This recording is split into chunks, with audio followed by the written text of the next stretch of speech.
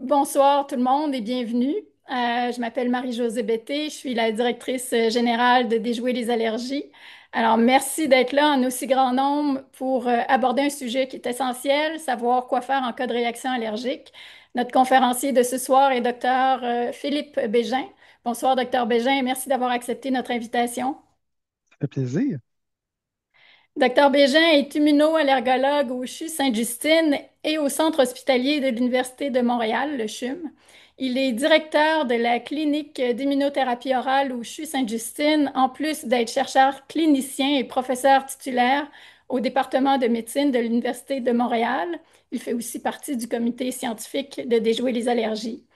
Docteur Bégin est bien connu dans le monde des allergies. On le voit régulièrement dans les médias. Il a un talent rare qui est de rendre accessibles des sujets complexes. On va le voir à l'œuvre ce soir. Aucune pression. Alors, la présentation de Docteur Bégin va durer une quarantaine de minutes, ce qui va laisser une période de 15 à 20 minutes pour les questions à la fin. Je cède maintenant l'écran à notre conférencier. Super. Ça me fait plaisir d'être avec vous ce soir pour vous parler d'allergies alimentaires. Puis ce soir, on va focuser principalement sur comment est-ce qu'on gère une réaction allergique. C'est bon. On va commencer juste par définir l'anaphylaxie, revoir un petit peu, comme on dit, nous, la physiopathologie, et expliquer c'est quoi qui se passe dans le corps quand on a une anaphylaxie. Puis ensuite, on va passer au travers des différents traitements.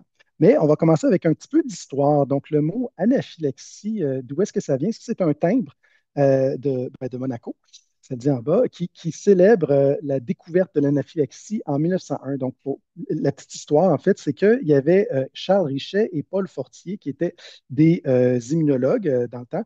Et dans le temps, il y avait le prince de Monaco qui organisait des croisières scientifiques, qui prenait des scientifiques puis se promenait en bateau. Je ne sais pas exactement ce qu'il faisait comme science, mais ce qui est arrivé, c'est que le chien du prince est allé à l'eau et il a été mordu, disons, brûlé par la physalie qui est une méduse, mais la méduse en anglais s'appelle la Porcupine monowar. C'est la méduse la plus méchante là, qui fait les plus grosses lésions. Puis là, ils ont vu le chien, puis ils ont dit ouais, ben là, c'était dans le temps où est-ce qu'on commençait avec les vaccins, avec Pasteur et tout ça. On devrait l'immuniser, on devrait le vacciner le chien, en fait, pour ne pas qu'il développe des symptômes à la méduse. Donc, une fois dans leur laboratoire, ils ont pris des chiens, et puis, c'était pas la toxine de la méduse elle-même, une autre toxine, puis ils ont donné la toxine au chien, qui a été malade. Puis, ils se sont dit 2 semaines plus tard, on va lui en redonner encore. Donc, ça va faire comme un vaccin, il devrait être protégé, puis là, il ne réagira pas.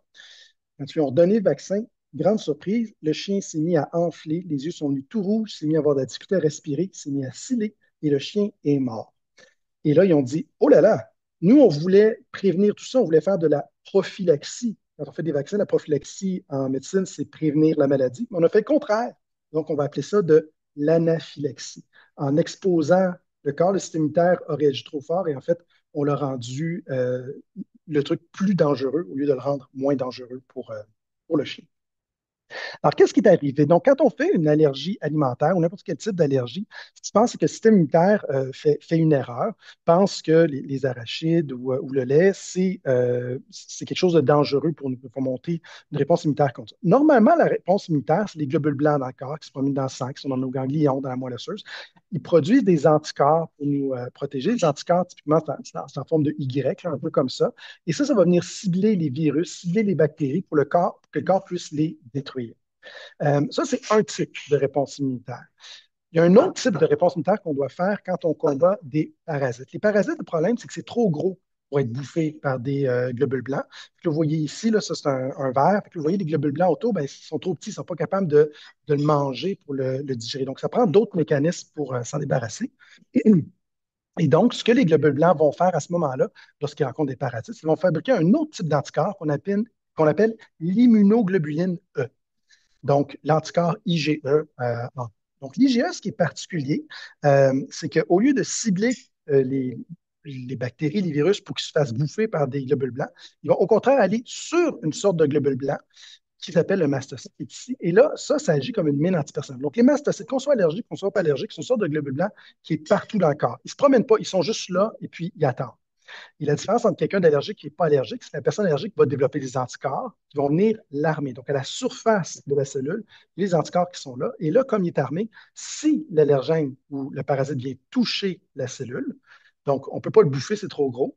Mais ce qui va se passer, c'est que la cellule va libérer le contenu de ces granules qui sont pleins d'histamine et faire une réaction locale. Donc, c'est vraiment comme une mine antipersonnelle. Quand on pile dessus, ça explose.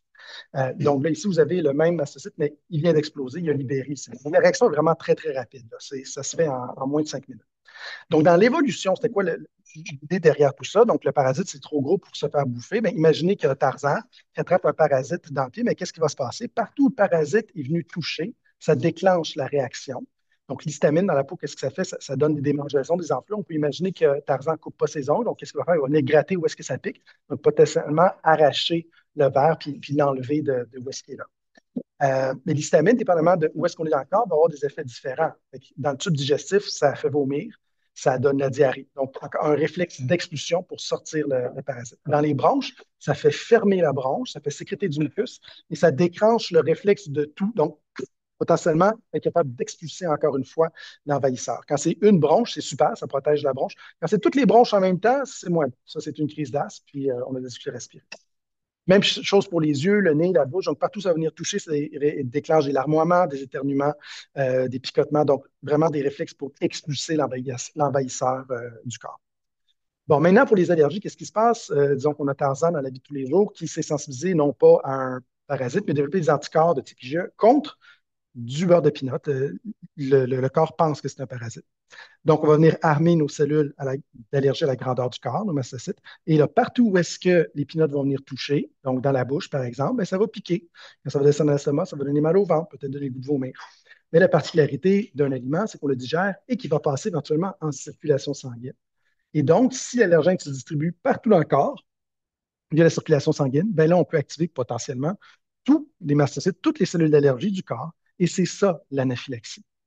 Donc, l'anaphylaxie, c'est quand un de nos allergènes est passé en circulation sanguine. On ne va pas faire d'anaphylaxie au pollen, on ne va pas faire d'anaphylaxie au chat. On va faire des crises d'asthme parce que c'est là que ça touche, dans les yeux, dans le nez, dans les bronches. On va faire des anaphylaxies aux choses qui passent en circulation sanguine, donc aux aliments, aux médicaments, aux venins des insectes piqueurs comme les abeilles, les guêpes. On peut faire une anaphylaxie au chat si on injecte du chat à un patient, ce qui nous arrive occasionnellement en clinique quand on fait des protocoles de désensibilisation. Et là, effectivement, le patient peut faire une anaphylaxie. Mais sinon, c'est vraiment juste les trucs qui passent en circulation sanguine. Donc, comme les aliments. Donc, nos trois causes principales, comme je disais, les aliments, les guêpes et les médicaments. Alors, première question, là, il n'y a pas vraiment de sondage, c'est juste répondre dans votre tête. L'anaphylaxie est toujours sévère. Donc, est-ce que c'est vrai ou c'est faux? 5 secondes pour y penser. Et la réponse, c'est faux. Donc, ça fait vraiment partie d'un message qui est assez répandu. On donne l'impression que l'anaphylaxie, c'est toujours sévère. Puis quand on regarde les définitions qui ont été créées pour l'anaphylaxie, en fait, ça transmet vraiment ce message-là. Là. Si vous regardez ces 6 définitions différentes, dans toutes les définitions, on dit qui peut mettre la vie en danger, qui peut mener à la mort. On met vraiment un accent sur la mort. Ce qui est un peu particulier parce que quand on regarde d'autres maladies comme le cancer ou d'autres maladies comme l'infarctus, clairement qui tuent des gens, on ne mentionne pas que ça peut donner la mort dans la définition. Alors, pourquoi est-ce qu'on a mis tout ce focus-là? Mais c'est vraiment quand on a développé cette définition-là, c'était il y a 40 ans, quand l'allergie n'était pas très connue, c'était moins fréquent et les gens ne prenaient pas ça nécessairement au sérieux. Donc, c'est vraiment important que les gens comprennent qu'il y a une urgence d'agir. Où est-ce que c'est vraiment devenu populaire, l'anaphylaxie? En fait, c'est un peu plus avant ça. C'est dans les années 60, quand ils ont commencé à utiliser la pénicilline à grande échelle pour traiter les gens qui faisaient de la syphilis. Il y avait jusqu'à 5% des gens qui faisaient des réactions anaphylactiques à la pénicilline dentaire parce que c'était vraiment de la pénicilline d'extrêmement mauvaise qualité. C'est plus du tout ça aujourd'hui. Mais en gros, si tu avais la syphilis, ben, tu avais le choix entre potentiellement faire une neurosyphilis, virer légumes, ou tu prenais une chance sur 20 de faire une anaphylaxie potentiellement mortelle en recevant ta pénicilline. Donc, il y avait tout une idée de, puis une peur autour de l'anaphylaxie. En réalité, l'anaphylaxie n'est pas nécessairement sévère. Après, ici, on a une gradation de l'anaphylaxie qu'on utilise en recherche. Et puis, bon, dans certains cas, on va parler de réactions graves qui peuvent mener à la mort. Le choc anaphylactique, quand les pressions chutent, évidemment, ça, c'est dangereux, ça peut mener à la mort. La majorité des anaphylaxies sont plus dans la zone légère ou modérée, où est-ce que oui, je vais avoir des plaques sur le corps, mais ça ne met pas la vie en danger pour autant. Et puis, la quantité d'allergènes que ça va prendre pour déclencher une réaction va varier d'une personne à l'autre. Et ça, c'est pas nécessairement un concept qui était très répandu avant. En fait, il y a 20 ans, le message, c'était toute allergie alimentaire a le potentiel de donner une anaphylaxie et de tuer. Ce qui est faux. On sait que ce n'est pas le cas. Il y a certaines personnes qui ne seront jamais capables de mourir avec leur allergie parce qu'ils ne sont simplement pas assez allergiques. Évidemment, à l'autre bout du spectre, il y a des gens que les microtraces peuvent mener à une réaction grave. Et si vous avez une sorte de courbe de la quantité de protéines de peanut que ça prend pour faire réagir quelqu'un d'allergique, c'est des études qui ont été faites en donnant des arachides à plein de gens allergiques aux arachides. Donc, vous voyez qu'il y a vraiment une dispersion. 60% des gens, ils vont être capables de tolérer une demi-peanut sans réagir. 60% des gens allergiques confirmés. Donc, ce n'est pas vraiment le message qui est véhiculé. Donc quelqu'un peut être très fortement allergique, mais quelqu'un peut ne pas l'être. Et puis, jusqu'à maintenant, c'était vraiment traité tout le monde pareil. Tu es allergique aux peanuts, tu évites les peanuts. Maintenant, on est en train d'essayer de changer cette approche-là pour dire, ben, en fait, on devrait peut-être évaluer les risques parce que si tu sais que tu ne réagis pas aux traces, ben, ça vient de baisser le stress et puis les enjeux pour tout l'évitement dans ta vie de tous les jours. Juste un exemple, quelque chose qui est encore plus, disons, extrême, les crevettes. Il y a beaucoup de gens allergiques aux crevettes. On pense que ça vient en fait des gens qui sont allergiques aux acariens. Si vous allez à l'insectarium, il y a la lignée phylogénétique, un mur, là, puis vous voyez que les acariens, ben, c'est à peu près 2 milliards d'années avant le homard.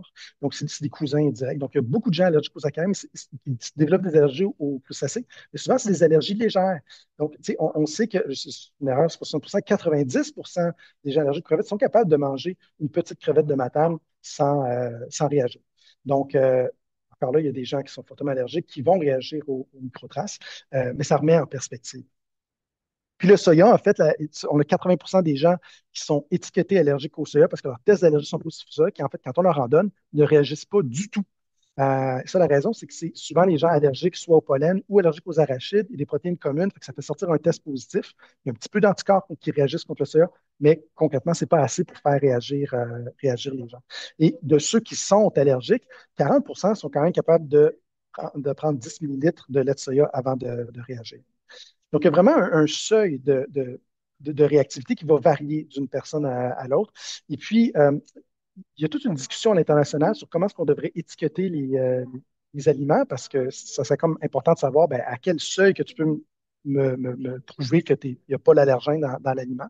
Et puis, un concept qui commence à ressortir puis qui va peut-être faire son apparition éventuellement là, sur les emballages, c'est le concept en anglais qui s'appelle le ED05. C'est la quantité qui va faire réagir 5% de la population allergique. Donc, pour les arachides, le fameux ED05, c'est 2,3 mg. C'est un centième d'arachide. Donc, c'est-à-dire que 95% des gens allergiques aux arachides, ils ne vont pas réagir si on donne 2,5 mg, un centième d'arachide. Donc, ça, c'est une quantité qui est très, très petite. Non, c'est dans le fond, on pourrait dire qu'à cette dose-là, dire aux gens agroalimentaires, c'est correct, vous pouvez dire que vous êtes pénalisé. Vous dites, ouais, mais là, qu'est-ce qui arrive aux 5% qui reste? Attention, le 5% qui reste, je n'ai pas dit qu'elle allait faire une anaphylaxie grave pour autant. Donc, à ces doses-là, statistiquement, j'ai dit 5% de chance de réagir, mais ça peut être juste j'ai enflé de la lèvre, j'ai vomi. En fait, le risque à une dose aussi faible que ça, c'est 0,25% de chance de faire une anaphylaxie. Quand je dis anaphylaxie, je dis une réaction dans le corps ailleurs que juste la bouche ou l'estomac, parce qu'il passe à la circulation sanguine. Ça ne veut pas dire anaphylaxie sévère. Quand on prend l'anaphylaxie en général, 80% des anaphylaxies rentrent dans l'ordre spontanément, sans traitement, ça on le sait. Et il y a juste une chance sur 60 000 que tu aies une anaphylaxie qui ne réponde pas à ton adrénaline, si tu la donnes immédiatement, avec la petite dose. Je parle vraiment du 1 centième d'arachide. Et le risque de décès, c'est moins de 1 sur 1 million à des microdoses comme ça. Donc, le but ici, c'est de mettre en perspective qu'il y a un effet dose-réponse. Plus tu donnes de l'allergène, plus tu as des chances de réagir, puis plus des chances de réagir fortement. Mais c'est très différent par rapport au discours qui était véhiculé dans les dernières années autour des allergies, où est-ce que finalement on disait ben, toute allergie a le potentiel de tuer et puis on doit éviter de la même façon pour tout le monde. Bon, là, j'ai montré des définitions d'anaphylaxie jusqu'à maintenant. Je dis, mais là, moi, j'avais entendu un truc à propos de deux systèmes. Ça, c'est pas techniquement exactement des définitions. Ce qu'on appelle des critères diagnostiques, c'est des trucs qu'on donne pour reconnaître rapidement une anaphylaxie. À l'origine, ça avait été développé vraiment pour les urgentologues, pour que eux, quand ils voient un patient qui rentre dans l'urgence, ils se disent, est-ce que je donne l'épipène ou je ne donne pas l'épipène tout de suite? Euh, Puis là, après ça, ben, ça s'est mis à être utilisé pour les plans d'action pour les patients. Fait que l'idée, en fait, je vous le résume ici, c'est qu'en tout temps, quelqu'un qui ferait de l'urticaire et un autre système, un autre symptôme typique d'allergie dans un autre système, donc les poumons, digestifs ou chute de pression, on va dire, ben, peu importe le contexte, tu n'as pas nécessairement mangé des arachides, tu n'as pas nécessairement piqué par un guêpe, le tableau fait que considère que c'est une anaphylaxie puis donne l'adrénaline tout de suite. Deuxième situation, c'est, mettons que tu viens de manger un allergène potentiel, ben là, c'est pas obligé d'être l'urticaire dès que tu as deux systèmes atteints. Donc, je vomis puis j'ai de l'asthme, je viens manger des peanuts, puis peut-être allergique aux peanuts, je ne sais pas. On dit donne l'épinéphrine parce que tu es potentiellement allergique. Et troisième situation, c'est si on sait que tu viens de manger un truc auquel tu es allergique, ben, du moment que tes pressions chutent ou que tu as de l'asthme, donne tout de suite ton adrénaline, ton épinéphrine, adrénaline en passant, c'est un synonyme. Donne tout de suite ton adrénaline. Attends pas d'avoir un deuxième système à ce moment-là. Fait que c'est bien. Moi, je trouve ça un petit peu compliqué. Je préfère, quand on a le temps de jaser, juste expliquer le concept de quand l'allergène est en circulation sanguine, c'est l'anaphylaxie. Donc, s'il y a un contexte qui fait que tu viens de manger un allergène puis que ça se met à plaquer sur le corps, c'est l'anaphylaxie et ce serait correct de donner l'adrénaline aussi. Il n'y a pas vraiment d'erreur parce que ce n'est pas dangereux, l'adrénaline, de le donner. Des pièges. Donc, un des pièges avec l'anaphylaxie, c'est que des fois, les gens vont attendre de voir l'urticaire, attendre de voir des rougeurs sur le corps, des enflures. Puis c'est le cas dans 80 des situations d'anaphylaxie, mais tu as 20 des patients qui ne vont pas développer de symptômes cutanés. Ça va aller directement dans les poumons. Donc, si vous venez manger des arachides puis vous commencez à faire de l'asthme, n'attendez pas les plaques. Tu n'as pas respiré les arachides, là, c'est pas comme un choc que tu t'es exposé. Si tu te mets à réagir dans les poumons, c'est forcément parce que l'arachide est digéré, il est passé en circulation sanguine, puis il s'est rendu comme ça au poumon. Donc, tu as une preuve que l'arachide ou peu importe l'allergène est en circulation sanguine. Le traitement aussi doit être par injection en circulation sanguine aussi. Deuxième erreur, c'est ne pas le rechercher. Là, bon, la photo que j'ai mise ici, c'est plus pour les docteurs, mais c'est un exemple. C'est un patient qui chute ses pressions en salle d'opération, mais si tu ne regardes pas en dessous du drap et que tu ne vois pas qu'il est rouge, tu ne vas pas t'en rendre compte. Mais ça, je dirais que c'est beaucoup pour les nouvelles allergies. Quelqu'un qui se sait allergique, d'habitude, les gens sont plus à l'affût puis ils ne vont pas oublier l'idée de potentiellement que ce soit une allergie là, quand ils réagissent. Attendre l'hypotension. Fait que, on parle souvent du choc anaphylactique puis de l'anaphylaxie comme si c'était des termes interchangeables. Mais non, choc anaphylactique, ça veut dire que la pression chute, mais tu peux faire de l'anaphylaxie sans choc. En fait, même quand on regarde des gens qui meurent d'une anaphylaxie, c'est rare, mais quand ça arrive, 90 des gens ne sont pas en choc. Ils n'ont pas de chute de pression. Ce qui tue les gens en anaphylaxie, ce n'est pas la chute de pression dans l'immense majorité des cas, c'est la crise d'asthme. C'est et le plus gros facteur de risque, on va revenir plus tard, mais pour décéder d'une allergie, c'est de faire de l'asthme et que l'asthme soit mal contrôlé. Et donc, notre dernier piège ici, c'est quand je mange des arachides puis que je me mets à sciller, les gens vont dire: oh, je sais, je vais prendre ma pompe d'asthme. Mais en fait, non, comme je disais tantôt, tu n'as pas respiré les arachides. Donc, le traitement, il doit être par le sang aussi. Puis ça s'appelait l'esprit. Si l'allergène est rentré par mon nez, par ma bouche, ça sera dans les bronches, si je donne mon traitement, ça va se rendre à peu près là où est-ce que la réaction se passe. Mais si je suis en train de faire une crise d'asthme parce que j'ai mangé l'aliment, c'est en train d'atteindre mes poumons par la circulation sanguine, bien là, je suis en train de faire baigner mes poumons dans l'arachide. Puis ce que je vais prendre par la bouche ne va pas nécessairement se rendre à l'endroit où ça devrait. Donc, le traitement doit être via le même chemin que l'allergène s'est rendu à mes bronches. Bon, les facteurs de risque maintenant pour mourir d'une allergie, parce que c'est ça évidemment qui inquiète tout le monde. C'est jamais agréable, une réaction, on s'entend. Mais le gros problème avec l'allergie, c'est de vivre avec ce risque potentiel-là. Puis même si je dis il est faible, il existe quand même. Donc, c'est quelque chose que les gens vont avoir en tête. Donc, le premier facteur de risque, et tous les cas que j'ai personnellement révisés, les cas après un décès d'allergie, puis dans les traitements, ça revient à répétition. Le gros facteur de risque, le premier ici, c'est l'asthme mal contrôlé. Ce qui tue les gens le plus souvent, c'est la crise d'asthme. Et donc, imaginez, les bronches, c'est un tuyau, dans le fond, qui se rend jusqu'au poumon.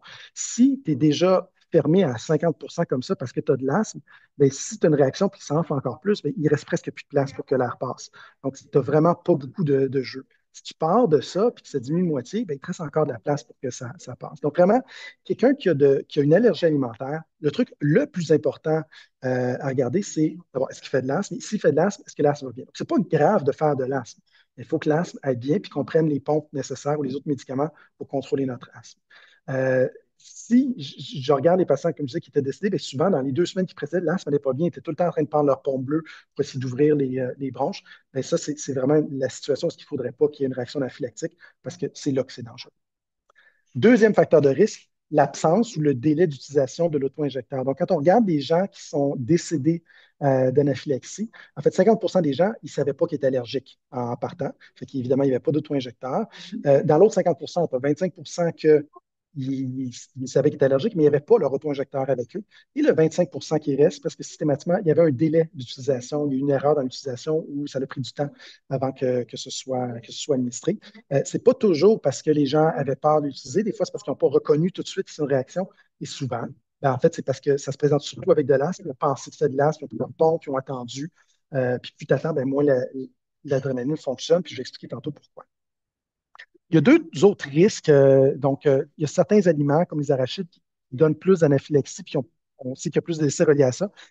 Est-ce que c'est spécifiquement parce que c'est les arachides? Probablement pas. C'est juste parce qu'il y a plus de gens sévèrement allergiques aux arachides. C'est plus fréquent, donc du coup, on a plus de décès pour celui-là que les autres. Il n'y a pas vraiment un aliment pour sévérité équivalente. Il n'y a pas un aliment qui est plus dangereux qu'un autre. Et les jeunes adultes, on sait que c'est un facteur de risque. Puis les gens disent, ah, c'est parce qu'ils ne font pas attention et puis tout ça. Ben, c'est sûr qu'à l'adolescence, c'est un moment où est-ce que des fois l'asthme est moins bien contrôlé, où est-ce que l'auto-injecteur n'est pas nécessairement traîné toujours avec soi. Mais je n'ai pas dit adolescent, j'ai dit jeune adulte. Ça inclut un peu les adolescents, mais c'est un comportement typique de jeunes adultes aussi. Pas juste parce que les gens ne font pas attention pour ne pas faire attention, parce que ben, comme adulte, on se permet de vivre, puis c'est correct aussi. Si moi, je m'en vais en voyage, puis j'ai envie de plonger, puis je regarde, moi, c'est-tu la meilleure place pour plonger? Ben, je suis en voyage, je vais le faire pareil. Je prends un risque, puis je l'assume. Dans la vraie vie, on assume toujours des risques. Pour nos enfants, le risque acceptable, c'est le risque zéro. Donc, on les surveille constamment. Mais c'est pas ça la vraie vie. Après, tu veux vivre, tu vas prendre certains risques. On espère que les gens prennent des risques calculés. Donc, moi, mon objectif quand je parle à un adulte, c'est de reconnaître que c'est correct de vivre, mais qu'il faut qu'ils comprennent tout ça pour bien vivre. Donc, le but, c'est pas d'arrêter de tout éviter, c'est de mettre les choses d'un côté pour que s'il y a une réaction, ça se passe bien. Et un des comportements adultes que j'ai remarqué qu'on ne voit pas chez les enfants, c'est la tendance à s'isoler. Donc, les enfants, quand ils ont un problème, bien, la première chose qu'ils vont faire, c'est qu'ils vont aller voir l'éducatrice, ils vont aller voir les parents, puis ah, il y a un problème. Un adulte, on ne veut pas déranger.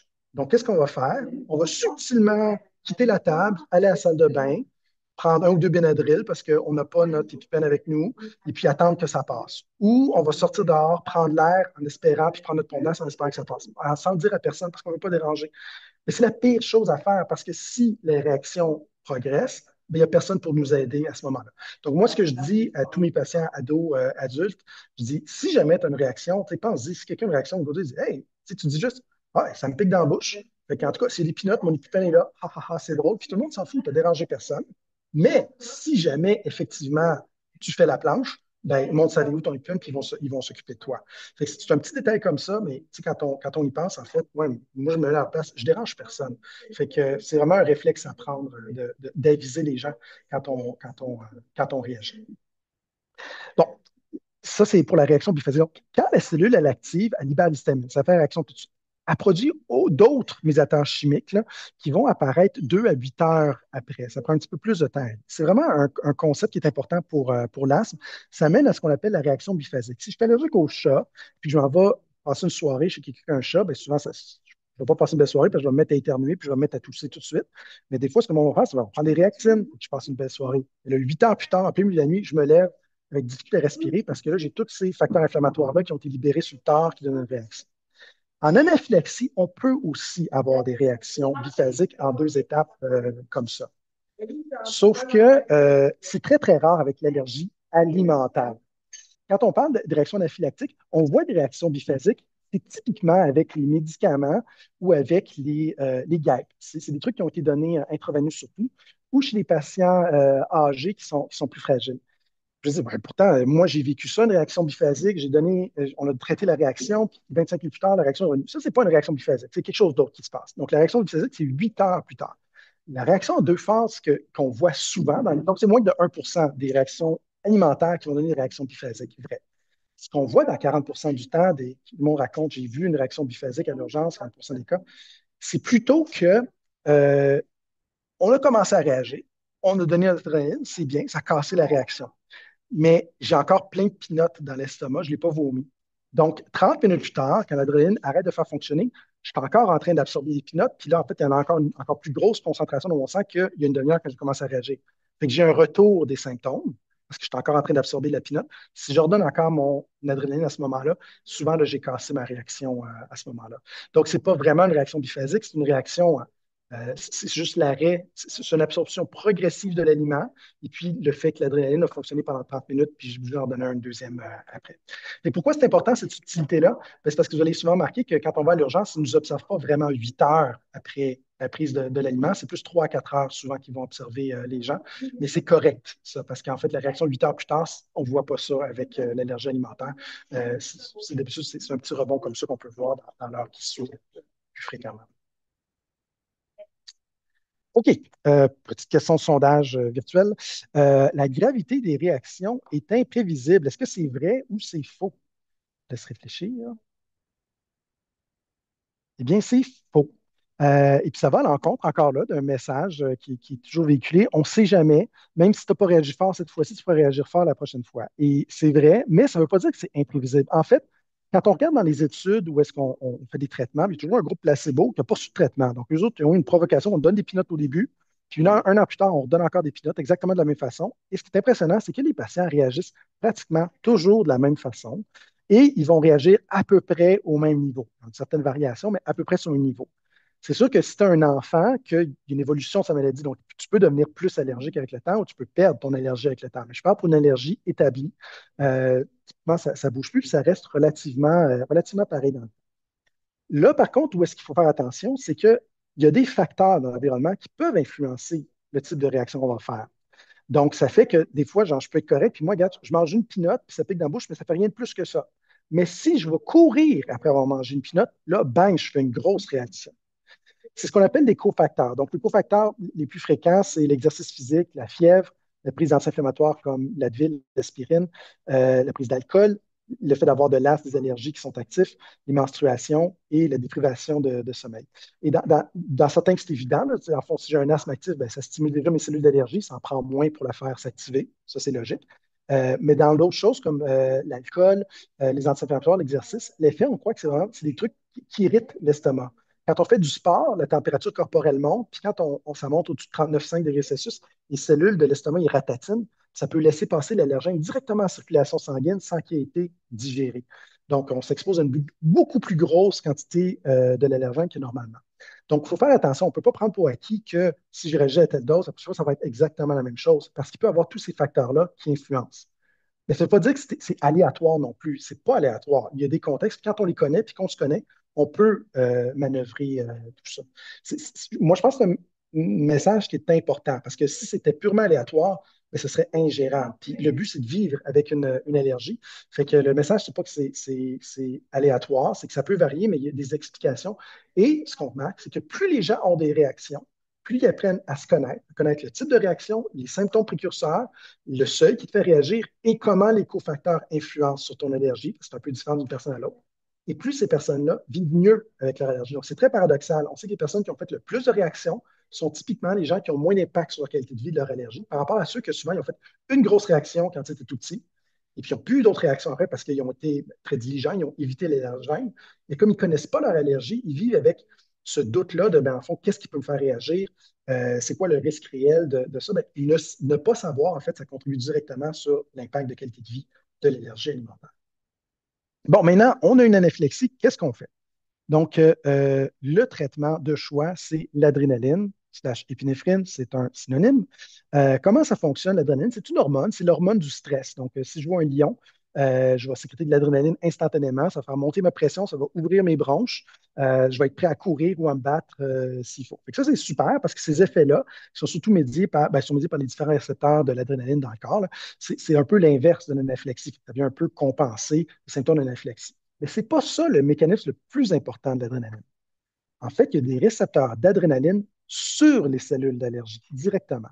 Et quand on active ce récepteur-là, ça désactive la cellule, c'est la switch à off. Donc, l'idée, en fait, c'est que si je mange, disons, des œufs, ben, partout où je viens toucher les cellules d'allergie, ça les fait déclencher. Donc, ça va piquer dans ma bouche, ça va me donner mal au ventre. Là, je ne parle pas d'anaphylaxie. Pour moi, c'est des symptômes locaux. C'est comme j'ai fait un test d'allergie direct dans la bouche ou direct dans l'estomac, dans le fond. Mais éventuellement, je vais digérer mon allergène et il va passer en circulation sanguine. Et là, je vais commencer à faire activer les petites lignes antipersonnelles un peu partout. Ça commence vraiment avec des petits symptômes de oh, j'ai des plaques par-ci, par-là. Je commence à avoir le nez qui coule, qui éternue. Donc là, on va parler d'une anaphylaxie, oui, parce que l'allergène est en circulation sanguine, mais c'est relativement léger. On n'est pas très inquiet à ce moment-là. Si je laisse aller, ben, potentiellement, peut-être que ça va arrêter là, naturellement, mais peut-être aussi que ça va continuer à être absorbé puis que je vais éventuellement activer bien plus de cellules d'énergie, puis je vais me rendre à mon anaphylaxie sévère qui est vraiment dangereuse. L'idée, en fait, quand je donne mon adrénaline, c'est que je vais donner dès que je suis en stade d'anaphylaxie. Si ça peut juste piquer dans la bouche, juste l'estomac, mais que je n'ai pas de symptômes ailleurs, on n'est pas obligé de donner l'adrénaline pour ça.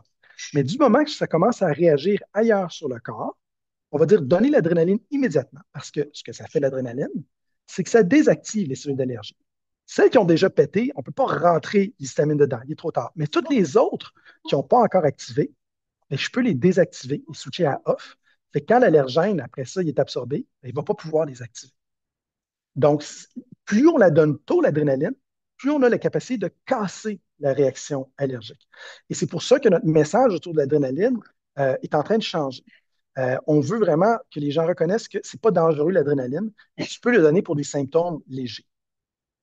Donc, bon, petite parenthèse ici avant de reparler quand donner l'adrénaline. Les antihistaminiques dans tout ça, on peut les donner, ce n'est pas un problème, mais ça prend du temps à agir. Et donc, petite question sondage, est-ce que les antihistaminiques de première génération, le Benadryl par exemple, est plus efficace que ceux de deuxième génération? Parce que ça agit plus vite. C'est souvent quelque chose qu'on entend.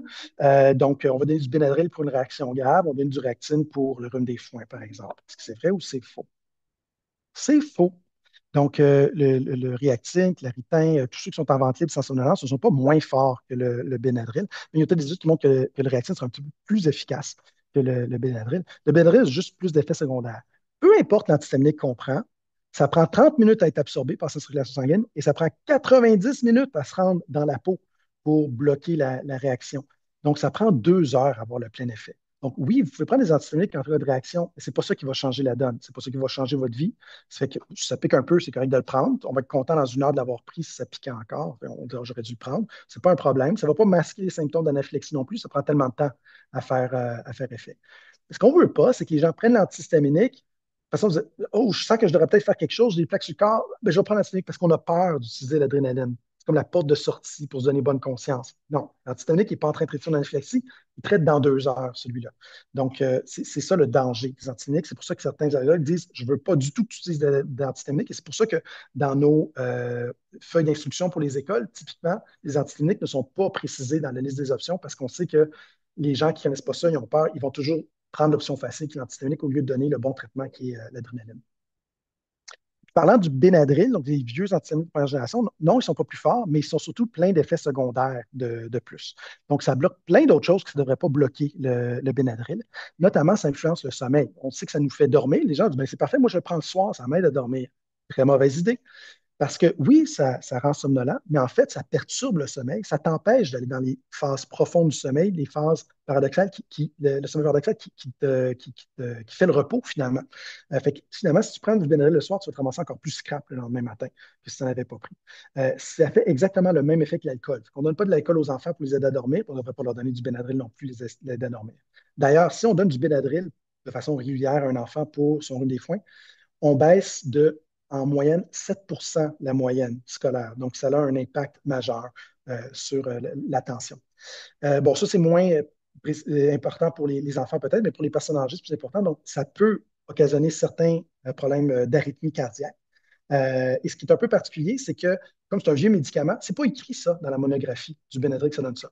Mais tous les autres antihistaminiques de deuxième génération, c'est écrit, alors qu'on sait qu'ils n'en donnent pas, mais c'est obligé par Santé Canada parce qu'ils disent, ouais, mais on sait que les antihistaminiques peuvent en donner en général. Fait, des fois, il y a des pharmaciens qui se trouvent à prendre un patient qui est surréactif et dire, oh non, on va donner du Benadryl parce que tu as une arythmie cardiaque, il ne faudrait pas que ça interfère, alors qu'on vient de faire le contraire de ce qu'on devrait faire. Risque de décès, il y a une étude qui a été faite en Ontario et ça a montré que ceux qui étaient soit décédés ou ont causé la mort en voiture avaient 50% plus de chances d'avoir été sous l'influence de Benadryl que la population générale.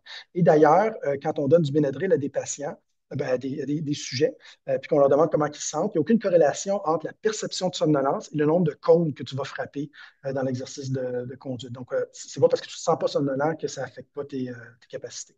Donc, ce qui fait que ben, depuis 2009, Santé Canada a retiré les antihistaminiques de génération en combinaison pour la toux pour les enfants de moins de 6 ans. Mais la position de la Société canadienne d'allergie depuis 2019, c'est que ça devrait être complètement retiré des tablettes et vendu derrière le comptoir comme le Gravol, par exemple. Parce que là, ça donne vraiment l'impression que c'est un bon médicament. Il est en vente libre, mais pas pantoute. Il n'y a vraiment aucune justification d'utiliser du Benadryl encore en 2025 avec toutes les autres options qui existent. OK, petite question ici. On doit toujours aller à l'urgence après avoir administré l'épinéphrine. Est-ce que c'est vrai ou c'est faux? Bon, j'attends 2, 3 secondes et je donne la réponse. C'est faux. Donc, depuis, pas cet été, l'autre d'avant, on a changé les recommandations au niveau canadien et depuis cet hiver, ça a changé aussi au niveau américain.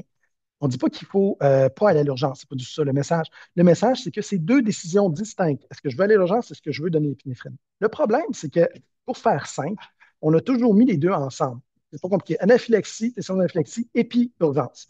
Le problème de les amalgamer ensemble, comme dans l'exemple ici, c'est que les gens, ben, parce qu'ils se disent, ben, dans le fond, je suis obligé d'aller à l'urgence si je donne l'épi, c'est probablement parce que l'épinéphrine est dangereuse.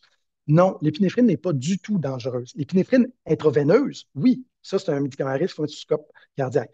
L'épinéphrine injectable dans le muscle, aucunement, c'est pas du tout dangereux. Il n'y a aucun décès jamais rapporté, il n'y a aucune séquelle jamais rapportée avec l'épinéphrine intramusculaire. Il y a à peu près 20 des gens qui vont avoir des symptômes, mais les symptômes, c'est quoi? Ben, c'est des tremblements, c'est le cœur qui bat plus vite, des gens qui vont faire un peu d'anxiété.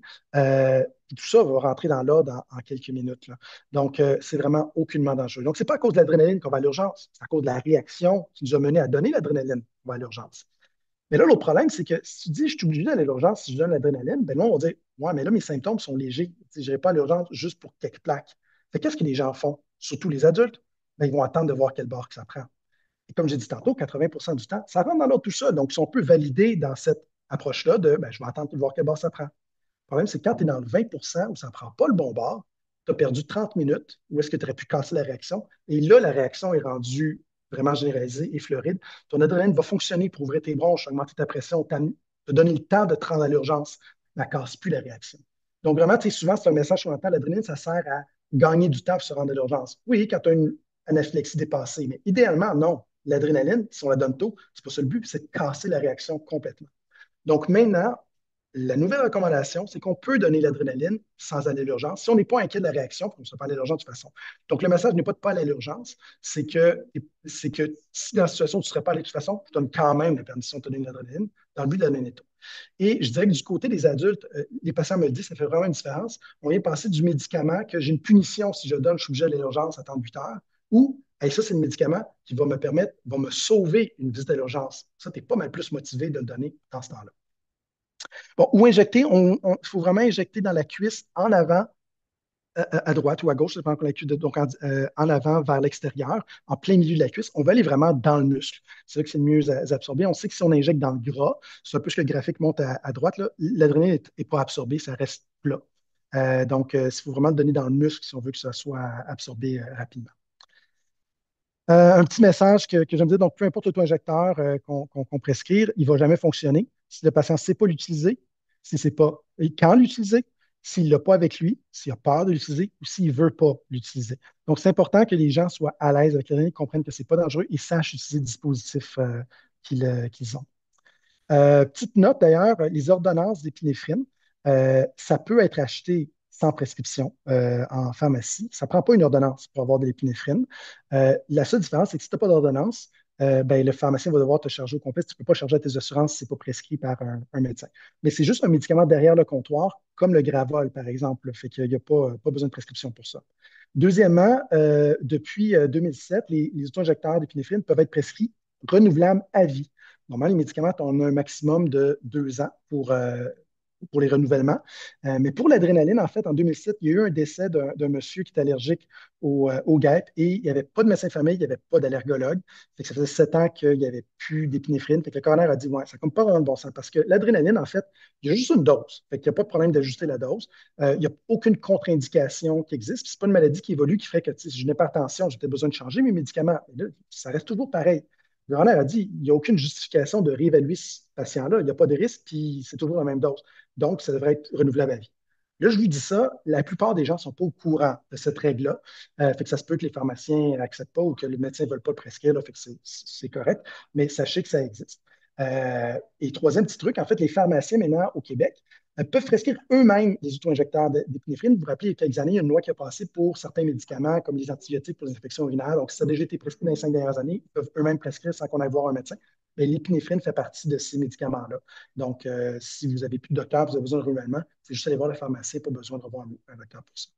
Et je termine avec le futur, dans le fond. Donc, Neffy, ça, c'est probablement quelque chose qui devrait s'en venir sur le marché d'ici un peu moins qu'un an. C'est déjà approuvé aux États-Unis, mais ça va s'en venir, on espère, bientôt au Canada. C'est de l'adrénaline en spray nasal. Donc, il n'y aura plus la peur de l'aiguille, dans le fond. Puis, tu sais, l'adrénaline, on s'entend, c'est pas juste l'aiguille, c'est le dispositif, fait que c'est violent, tu sais, l'administration. C'est très dramatique, comme dans Pulp Fiction, quand il injecte dans le cœur, alors que c'est vraiment pas un médicament dangereux. Mais c'est sûr que si on package ça à un truc que tu mets dans le nez, ça donne le message vraiment que c'est pas vraiment dangereux. Fait qu'il y a ça qui est bien aussi. Donc, si vous avez juste les études, là, donc, ça a été montré que ça s'absorbe rapidement. Euh, L'épipène en bleu ici, oui, c'est absorbé un peu plus rapidement quand même que le Neffy. Fait que là, je suis sûr qu'on va avoir des débats dans plus finir pour les 2, 3 prochaines années entre les deux compagnies qui disent lequel qui est le meilleur, là. Euh, je crois qu'au départ, ce que les aveugles risquent de faire, c'est prescrire un. De toute façon, on a besoin de deux médicaments, deux sources d'adrénaline, parce que tu as besoin de backup si le premier ne fonctionne pas. Fait que je pense que ce que la plupart vont faire, on va prescrire peut-être un EFI et on va garder aussi un EpiPen, ce qui fait que tu peux avoir sur une EFI, puis tu vas toujours avoir l'EpiPen en backup pour donner si jamais il ne fonctionnait pas, jusqu'à ce qu'on ait l'expérience avec une EFI et qu'on se sente confortable possiblement de juste utiliser ça. Puis l'autre chose aussi, c'est effectivement, si l'épipène est injecté, est absorbé un peu plus rapidement par le système, c'était un avantage. Mais si le monde attend plus longtemps pour le donner, ben, c'est un avantage que tu viens d'effacer par la force des choses. Donc, les deux sont intéressants. Mais juste d'avoir l'option, honnêtement, ça va être un gros plus. Donc, ce n'est pas encore disponible, mais ça s'en vient.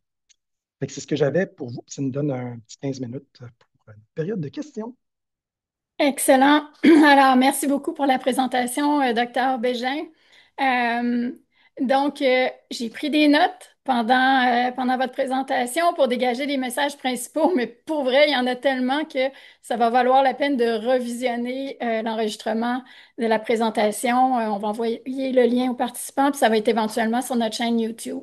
Je retiens quand même que l'anaphylaxie n'est pas toujours sévère, mais que quand il y a réaction, il faut administrer rapidement pour casser cette réaction-là. Je retiens que dans les deux principaux facteurs aggravants, il y a l'asthme non contrôlé, l'absence d'auto-injecteur ou le fait de retarder. Que la pire chose à faire quand on a une réaction allergique, c'est de s'isoler. Je retiens aussi que l'adrénaline n'est pas un médicament dangereux, un message que même certains professionnels de la santé n'ont pas intégré.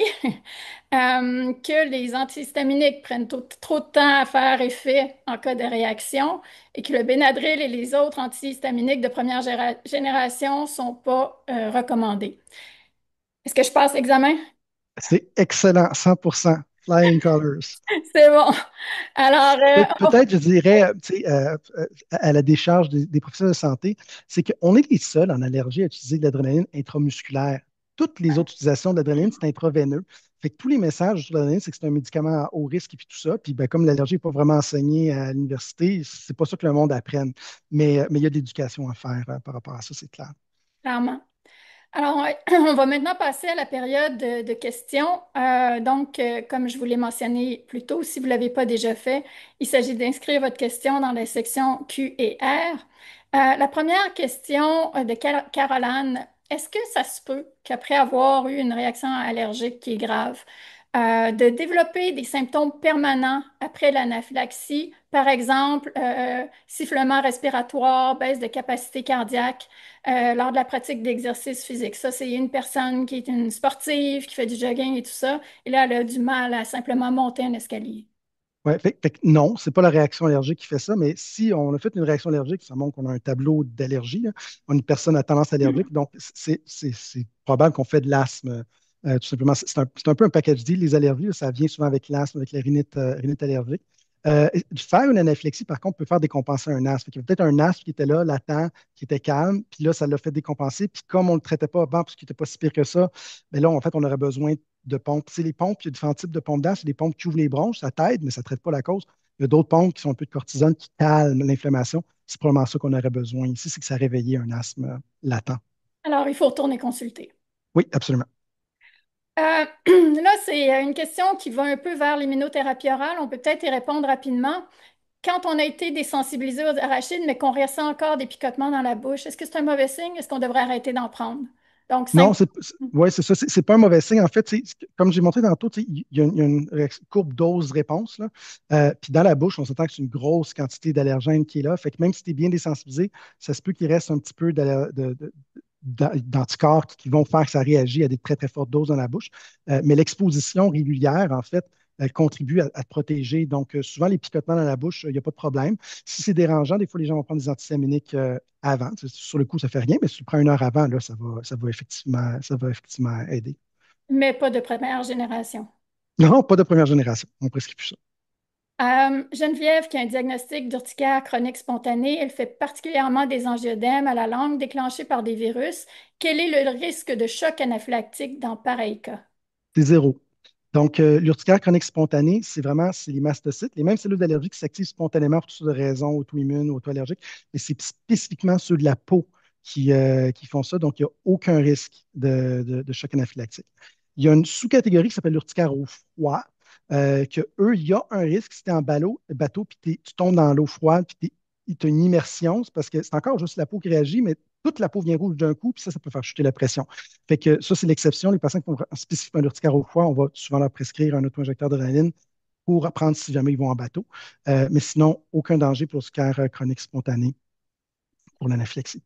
Alors, c'est une bonne nouvelle pour elle. Sylvie se demande, est-ce que la gravité d'une allergie peut augmenter à travers le temps? Et si oui, est-ce que c'est pas une raison pour toujours considérer qu'une réaction anaphylactique peut être mortelle? Il n'y a jamais rien qui est impossible, mais d'expérience, en fait, ça a tendance à être assez stable. Évidemment, si on parle d'un enfant qui vient développer son allergie des années qui vont suivre, ben là, tu sais, quel bord que ça va aller prendre, là, c'est très, très variable. Là, c'est dur de savoir. Il y en a que ça va partir spontanément, il y en a au contraire que ça va s'expandre. Mais tu sais, je suis beaucoup d'adultes, là, et puis en fait, c'est même déprimant beaucoup pour eux, parce que souvent, ils viennent avec l'espoir que peut-être ça a changé, puis honnêtement, ça ne change pas, c'est presque toujours stable. Puis quand le chiffre change, en fait, c'est artificiel parce que c'est le total des anticorps qui a changé. Fait qu'en proportion, sur tes cellules, c'est exactement la même allergie qu'avant, ça n'a pas vraiment changé. Fait que c'est assez stable. OK. Un autre participant qui est extrêmement allergique aux arachides, 10 plus, est-ce que c'est certain que s'il consomme l'aliment, même avec l'épipène, il peut mourir? Donc, je dirais que tu sais, mes patients qui sont très fortement allergiques, la première chose que je regarde, c'est est-ce qu'ils font de l'asthme? Puis, s'ils ne font pas d'asthme, ben, super. S'ils font de l'asthme, est-ce que l'asthme est contrôlé? Puis, c'est ce que je leur dis, c'est si je réussis à contrôler ton asthme comme il faut, et puis que tu donnes ton adrénaline rapidement, c'est impossible de te tuer. Fait que, tu sais, il y a toujours, il y a toujours un fond d'asthme qui vient jouer. Puis l'adrénaline, le problème, c'est évidemment, c'est pas toujours reconnu rapidement les symptômes. Là, tu sais, on dit, ah, le monde n'a pas pensé à le donner, ouais, mais c'était pas toujours évident. Fait que, tu sais, il y a moyen qu'il y ait des accidents qui arrivent, là. Mais disons que ce serait très, très difficile de tuer quelqu'un si tout est fait comme il faut. Donc, même avec une allergie sévérissime. C'est parce que si c'était le cas, je veux dire, nous, dans toutes nos études, on prend les patients les plus allergiques. Pour prouver que le traitement marche, on leur donne des pinottes au début, à la microdose pendant progressivement, voir quelle quantité les fait réagir, et on le fait à la fin. Si c'était si dangereux que ça, on est capable de le faire pour tout le monde, peu importe le niveau de sévérité d'allergie. On arrive à faire nos provocations quand même, là. Donc, bon, c'est une chose de le dire, là. Moi, je le fais puis je le vois à tous les jours. Puis on ne recommande pas de faire ça à la maison en passant. Euh, mais, mais tout pour dire que tu sais, moi, j'ai très fortement confiance en mon traitement. Puis avant de faire une provocation, j'écoute toujours pour moi, je dis, hey, ton as ne va pas bien, là, on met une pause là-dessus parce que ton as, il faut qu'on s'en occupe. Là. Donc, mais je parlais avec une conférence, puis je parlais à une maman qui assistait à la conférence dernièrement, puis elle est venue me voir après, puis elle m'a dit, là, l'histoire avec l'asthme, là, c'est vrai, ça, oui, c'est vrai. Elle dit, ça vient de m'enlever un poids parce que moi, mon fils il travaille dans le Grand Nord canadien, puis il est super allergique, puis j'ai une hantise depuis que qu'il est tout petit, que, tu sais, qui réagisse. Puis là, il ne fait pas d'asthme. Fait que juste, tu sais, qui nous dit que ce serait très difficile de mourir, il dit, ça vient de m'enlever un poids énorme. C'est là que je dis, c'est important de voir au cas par cas puis la situation, parce que des fois, on s'en met plus de crainte que ce qui est requis finalement. C'est vrai. Puis en même temps, c'est comme une espèce de jeu de balancier parce qu'il ne faut pas dramatiser, il faut comprendre quels sont les risques réels, mais il y a aussi une partie des patients qui, au contraire, vont sous-estimer les risques. Fait que C'est le gros défi avec parler d'anaphylaxie. Disons, tu sais, je me fais demander dans les entrevues au micro, ben, tu sais, si je m'adresse à une personne, je m'ajuste à, tu sais, est-ce que je sens qu'il est plus dans l'hypervigilance ou je suis un peu dans le je m'en foutiste que non, non, t'as peu, il faut que j'explique que c'est grave, ça peut, je ne vais pas du tout parler de la même façon à la personne qui s'en occupe pas comme il faut que la personne qui s'en occupe trop, disons. Mais un message général, c'est très, très difficile parce que les patients qui sont plus dans le stress vont entendre c'est dangereux. Ceux qui ne sont pas dans le stress vont juste entendre valider ce qu'ils pensent il n'y a déjà rien que là. ah, il a dit que c'était pas dangereux, on ne traîne pas l'épipène, c'est pas tout ça le message. Là. Mhm, effectivement. Maud se demande si, après avoir pris les pompes de Ventolin, on peut prendre l'épipène en cas de besoin. Fait que je comprends qu'il y a réaction allergique, problème respiratoire, pompe de Ventolin. Ouais, ouais, aucun problème. Donc, normalement, on aimerait avoir l'inverse. Là. Le premier réflexe, ce serait l'épipène d'abord, mais mettons qu'on oscille, on peut prendre notre Ventolin par-dessus, il n'y a aucun problème. Si on s'est trompé, qu'on a pris le Ventolin, puis finalement, on dit, non, mais finalement, je pense que c'est une réaction allergique alimentaire, on peut donner l'adrénaline par-dessus. Le Ventolin, il active il va être, quand tu donnes beaucoup de puff, là, tu sais, là, il passe en circulation sanguine, il va juste donner à peu près les mêmes symptômes. Juste deux puffs, qu'est-ce que le monde donne d'habitude? Souvent, ça ne donne pas grand-chose, là, fait que ça ne s'additionne pas tant que ça avec l'adrénaline. Mais au pire, si tu vas avoir un peu plus de tremblements et de palpitations, mais ce n'est pas des choses dangereuses. Isabelle se demande si on peut être allergique. Bon, elle mentionne Benadryl alors qu'on a dit que c'était pas recommandé, mais disons de façon générale, est-ce qu'on peut être allergique aux antihistaminiques? Non, fait que, honnêtement, ça n'existe pas. La quantité de gens qui pensent qu'ils sont, on les a tous testés, c'est jamais positif. Puis dans la littérature, il y a toujours des cas d'exception. Ceux qui sont rapportés, tu regardes ça, puis c'est pas crédible, c'est pas des allergies.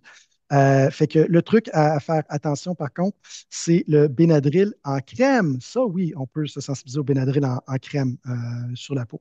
Mais des anaphylaxies, des allergies aux antihistaminiques, en fait, l'immense majorité du temps, en fait, c'est que c'est des gens qui font une réaction et l'antihistaminique ne fonctionne pas parce qu'ils vont fonctionner dans 2 heures. La réaction, elle se remplir au moment où tu as pris l'antihistaminique.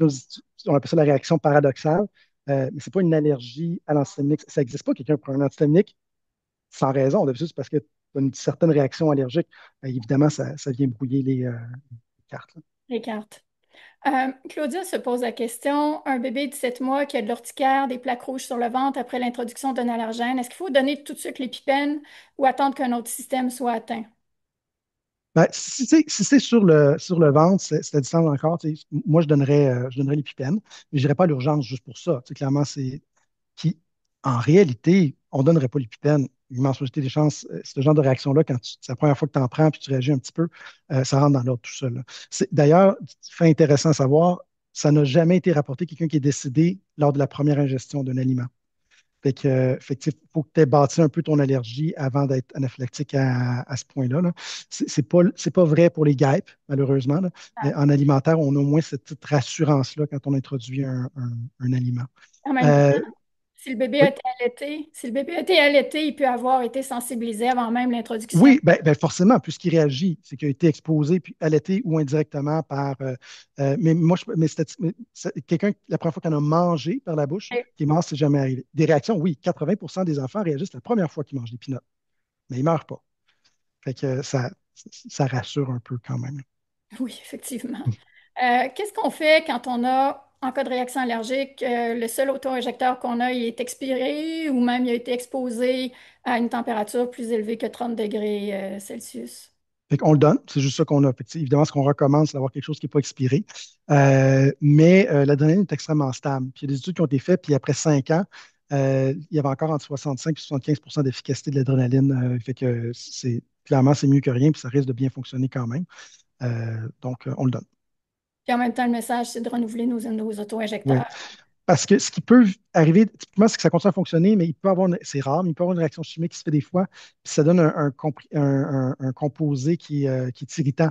Ça fait mal quand on injecte à ce moment-là. Mais ça marche pareil, puis j'imagine que la douleur peut-être que ta propre adrénaline aussi, là. Mais ça fait que dans le doute, on le donne, mais on ne fait pas par exprès de ne pas les renouveler, évidemment. Ah oui, il faut se créer un système de rappel là, pour le renouveler en temps. Si on a une réaction allergique, on a un seul système, c'est de l'urticaire généralisé. On donne l'auto-injecteur. Moi, je donne toujours l'auto-injecteur pour l'urticaire généralisé. Puis, il y a d'autres allergologues qui attendent le deuxième système, mais eux autres, leur réaction, évoluent moins bien que les miennes, d'habitude. Ah, Fait que plus tu le donnes OK. tôt, tu casses. Un patient à la clinique qui se met à éternuer, atchoum, pas juste atchoum une fois, là, atchoum, atchoum, atchoum, atchoum, puis le nez coule, là. Ça suffit. Il a pas sniffé des acariens, là, je dis, il a mangé des peanuts, c'est clair que c'est des peanuts dans les. C'est juste une question de temps avant que les autres systèmes arrivent. Mais si je le donne tout de suite, je casse la réaction, puis c'est ça le traitement qui va marcher pour son nez.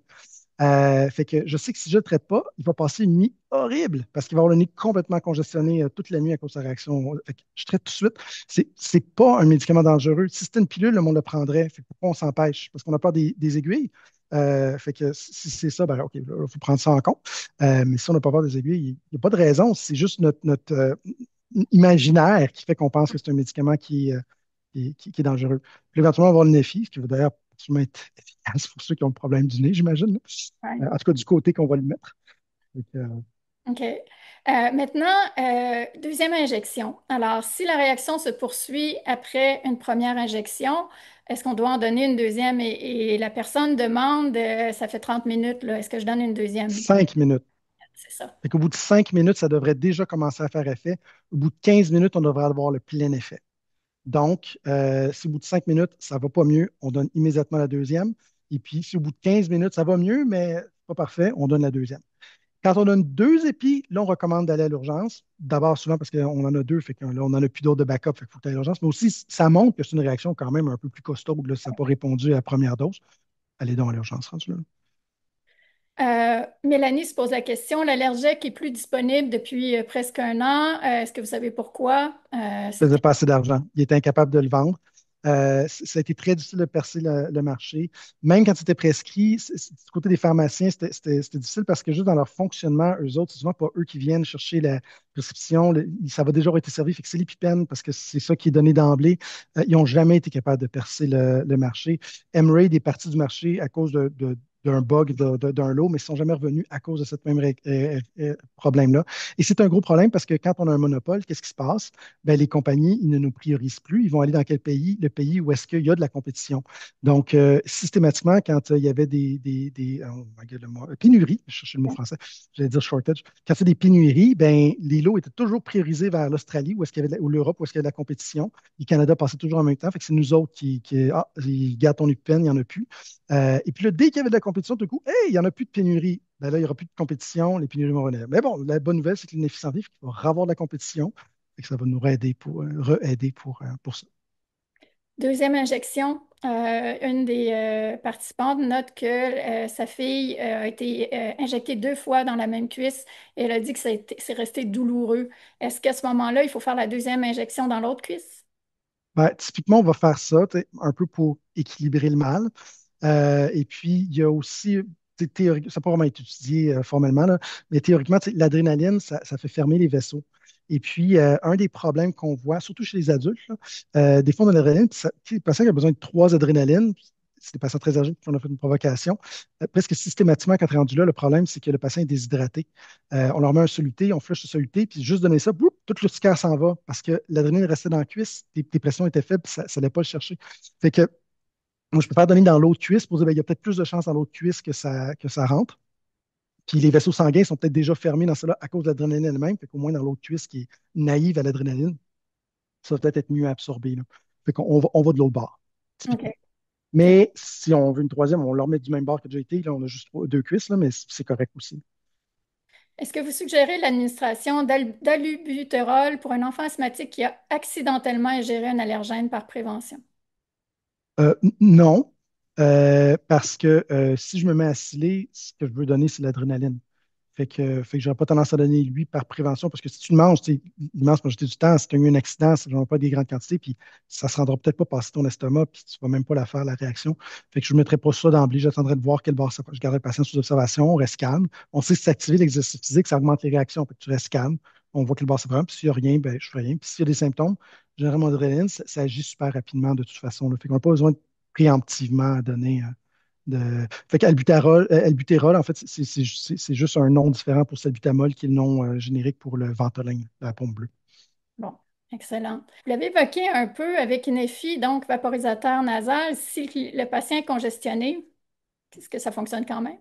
Ouais, fait que c'est pas un- c'est une super bonne question parce que les sprays nasales de cortison, mais ça, mais si ton nez est tout bouché, ça rentre pas, là. Là, c'est pas un spray dans le but de bien tapisser toute la muqueuse pour traiter ton nez. C'est d'en shooter là pour que ça reste là puis que ce soit absorbé par la muqueuse. Fait que tu vas pousser le liquide puis il va y aller dans le fond. Fait que non, c'est pas grave d'être congestionné. Euh, ça va être une dernière question parce que ça s'ajoute au fur et à mesure, mais on n'est pas pire. Honnêtement, on en a fait vraiment beaucoup. Euh, une spectatrice qui fait de l'urticaire chaque jour après sa douche, est-ce qu'elle a plus de risque de faire une réaction anaphylactique à cause de Fait ça? que, non, fait que là, on tombe dans l'urticaire chronique spontané. Donc, on sait que la chaleur, c'est un des trucs qui déclenche les cellules d'allergie. Fait que c'est pas un facteur de risque pour faire des réactions plus sévères, l'urticaire chronique, parce que c'est juste la peau. Tu risques de plaquer plus, ça risque d'être plus rouge, mais ce qui est dangereux, c'est les atteintes internes. Puis ça, il n'y en a pas avec l'urticaire chronique. Ce qui est embêtant quand tu fais de l'urticaire chronique, puis les deux ont aucun rapport ensemble. Fait que statistiquement, tu n'as pas plus de chances de faire de l'allergie parce que tu fais de l'urticaire chronique. Mais statistiquement, s'il y a 1% de la population qui fait de l'urticaire, 6% qui font de l'allergie alimentaire, ben, ça veut dire que tu as 0,06% qui ont les deux. Ce qui est embêtant pour ces patients-là, c'est que tu ne sais pas, tu sais, là, je plaque, mais c'est à cause que je réagis ou à cause de mon urticaire. C'est là l'enjeu, en fait, quand tu as les deux. Parfait. Ben, ça va faire le tour pour les questions. Alors, il y a une des participantes qui dit merci infiniment de votre temps et du partage. Vos connaissances sont impressionnantes et surtout très rassurantes. Alors, je, Ben, ça fait plaisir. Puis merci d'être venu, tu sais, parce que je peux faire ça un à un aux patients. Ça ne va pas très, très vite, mais quand on a l'opportunité de parler à 106 personnes en même temps, ben là, c'est c'est du temps mieux. bien investi. Ouais, tout à fait. Ben, écoutez, merci infiniment pour la présentation. C'est à la fois clair, concret, instructif. Merci à tout le monde pour votre présence, pour votre attention au cours de la dernière heure, pour vos excellentes questions aussi. Et j'espère que le webinaire a répondu à vos attentes. Bonne soirée, Docteur Bégin, et Merci. Bonne soirée tout le monde. bonne soirée tout le monde. À bientôt. À la prochaine.